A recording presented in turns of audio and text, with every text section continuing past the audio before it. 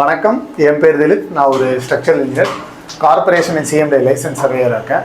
So நிறைய customers வீடு construction பண்ணும்போது, ஃபினிஷிங் ஸ்டேஜில் கிளாஸட் செலக்ட் பண்ணும்போது, கன்சீல்டு ஃப்ளஷ் டேங்க் செலக்ட் பண்ணும்போதெல்லாம் ஒரு டைலமாவில் இருப்பாங்க. இப்போ நாங்கள் ரீசெண்டாக ஒரு சைட்டில் பண்ணியிருக்கோம். நாங்களே ஒரு டைலமாவில் தான் இருந்து ஒரு கன்சீல் ஃப்ளஷ் டேங்க் ஃபைனல் பண்ணியிருக்கோம். ஸோ அது என்ன இன்ஸ்டால் பண்ணும்போது என்னென்ன ப்ரிகாஷனரி மெஷர்ஸ்லாம் எடுக்கணுன்றது இந்த வீடியோவில் டீட்டெயில்டாக சொல்கிறேன். அதுக்கு முன்னாடி முக்கியமாக எங்கள் சேனலை சப்ஸ்கிரைப் பண்ணலாம், சப்ஸ்கிரைப் பண்ணிக்கோங்க. அப்போ தான் நாங்கள் போடுற இந்த மாதிரி கன்ஸ்ட்ரக்ஷன் ரிலேட்டட் இன்ஃபர்மேஷன் வீடியோஸ் உங்களை உடனே வந்து சேரும். யூடியூப் ஆல்காரிதமுக்கு உங்களுக்கு இந்த வீடியோஸை காட்டணும்னு தெரியும். வாங்க வீடியோக்குள்ளே போகலாம்.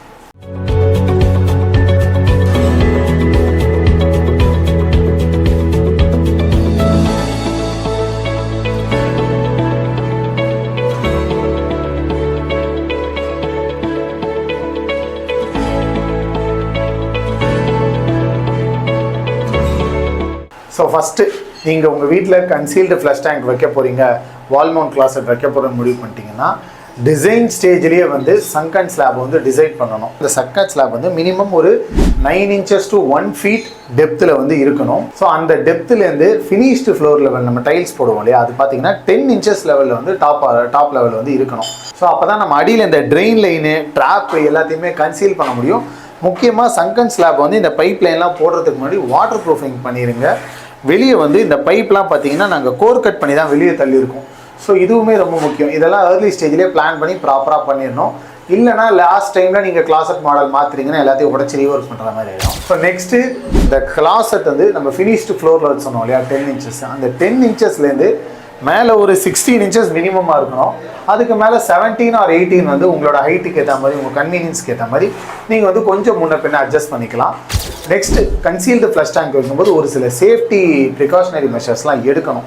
அது நிறையா பேர் வந்து பண்ணாம விட்டுறாங்க. அதனால் கன்சீல்டு ஃப்ளஷ் டேங்க் டேமேஜ் ஆகுது, வச்சுட்டு திரும்ப ரீஒர்க் பண்ணுற மாதிரி ஆகுது. என்னென்னு சொல்கிறேன். ஃபஸ்ட்டு பார்த்தீங்கன்னா இந்த இடத்துல வந்து நம்ம ஃப்ளஷ் டேங்க்கோட பிளேட்டு வரும். ஸோ அதை கவர் பண்ணுறதுக்கு வந்து இந்த ப்ரொடெக்ஷன் கவர் மாதிரி ஒன்று இந்த பிராண்ட்லேயே கொடுக்குறாங்க டேங்க் வாங்கும்போது. அதை நம்ம இன்ஸ்டால் பண்ணோடனே கையோடு மாட்டிடணும். இது ஓப்பனாக இருந்துச்சுன்னா நம்ம திரும்ப ஃப்ளஷ் பிளேட் மாட்டும் போது அது கரெக்டாக சீட் ஆகாது. ஏன்னா சிமெண்ட் கலவெல்லாம் தெரிச்சிடும். இப்போ இதில் டைல்ஸ் ஒட்டுவாங்க, அந்த கலவெல்லாம் தெரிச்சு அந்த டெப்ரி போய் அதில் செட்டில் ஆகிடுச்சுன்னா அதை ப்ராப்பராக நம்மளால் ஃபிக்ஸ் பண்ண முடியாது. அதே பர்பஸ்க்கு தான் இங்கே வந்து கவரும் கொடுத்துருக்காங்க. ஸோ இது வந்து ட்ரெயின் அவுட்லெட்டு. இப்போ நம்ம இங்கே டைல்ஸ் ஓட்டுறோம், கலவை போட்டு இந்த கேப்பெல்லாம் க்ளோஸ் பண்ணுறோன்னா அது எல்லாமே இதுக்குள்ளே போய் செட்டில் ஆகிடுச்சு அப்படின்னா வாட்டர் லைனு வாட்டர் வந்து ப்ராப்பராக வராது, அடைச்சிக்கும், ட்ரெயின் ப்ராப்பராக இருக்காது. அந்த மாதிரி நிறைய இஷ்யூஸ் வரும். இதை விட முக்கியமான ஒரு விஷயம் இந்த ப்ரொடெக்ஷன் கவர். நம்மளுக்கு பார்த்தா ப்ரொடெக்ஷன் கவர் இருக்கிற மாதிரியே தெரியாது, டிரான்ஸ்பரண்ட்டாக தான் இருக்கும். இந்த போல்ட்டில் போட்டிருப்பாங்க. இது ஏன் போட்டிருக்காங்க அப்படின்னா, இங்கே இப்போ நீங்கள் பார்த்தாலே தெரியும், இந்த இடத்துல சிமெண்ட் கலவெல்லாம் பட்டு தெரிச்சிருக்கு. ஸோ இது கொஞ்சம் நேரத்தில் செட் ஆகிடும். இது இங்கெல்லாம் செட் ஆகும்போது பிரச்சனை இல்லை. அதே இங்கே பட்டு செட் ஆகிடுச்சுன்னா அந்த த்ரெட்டு வந்து கரெக்டாக லாக் ஆகாது. ஸோ அப்போ கிளாஸட் வந்து ஆடிக்கிட்டே இருக்கும். ஸோ அந்த மாதிரி இஷ்யூஸ்லாம் வரக்கூடாதுன்னா அந்த ப்ரொடெக்ஷன் கவரை கரெக்டாக போட்டுருங்க. கன்சீல் ஃப்ளஷ் டேங்க் வைக்கிறதுன்னு முடிவு பண்ணிட்டீங்கன்னா என்ன பிராண்டு வைக்கிறது? இன்றைக்கி மார்க்கெட்டில் நிறையா பிராண்ட்ஸ் இருக்குது. ஜாகுவார், பேரிவேர் இருக்குது, ஜெப்ரிட் ஒரு ஃபேமஸான பிராண்டு. நாங்கள் இப்போ வைக்கும்போது, இந்த சைட்டுக்கு வைக்கும்போது கூட எல்லா பிராண்ட்ஸுமே கன்சிடர் பண்ணோம். இருக்கிறதுலே சீப்பஸ்ட்டு பார்த்தீங்கன்னா பேரிவேரில் கன்சீல்டு ஃப்ளஷ் டேங்கோட ஒரு கிளாஸட் வந்து வெறும் 11,500 ரூபாய்க்கு கிடச்சிது. அதை ஆனால் நாங்கள் போடல.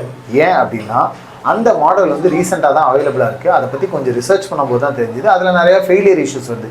ஃப்ளஷ் டேங்கில் என்ன ஃபெயிலியர் வரும்னு பார்த்தீங்கன்னா, அந்த பிளேட்டு கரெக்டாக ப்ரெஸ் ஆகாது, தண்ணி ஒழுங்காக ஃப்ளஷ் ஆகாது.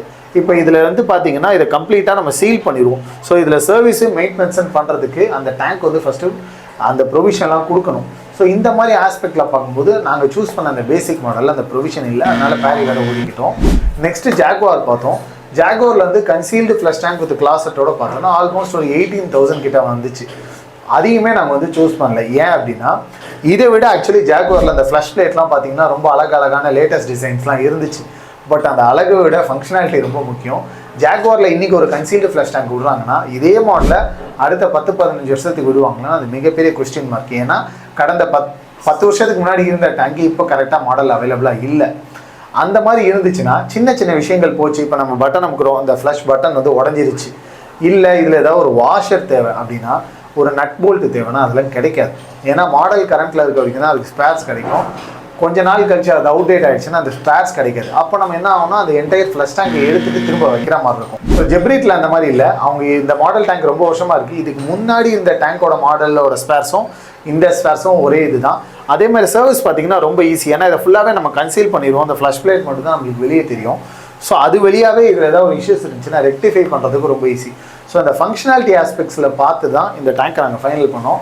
இன் டர்ம்ஸ் ஆஃப் காஸ்ட் பார்த்தீங்கன்னா அது கொஞ்சம் அதிகம் தான். இப்போ மற்ற பிராண்ட்ஸை நான் சொன்னதை விட இந்த டேங்கோட காஸ்ட் பார்த்தீங்கன்னா ஆல்மோஸ்ட் ஒரு 9,000 to 10,000 கிட்ட வந்துடுது இந்த டேங்கை மட்டுமே.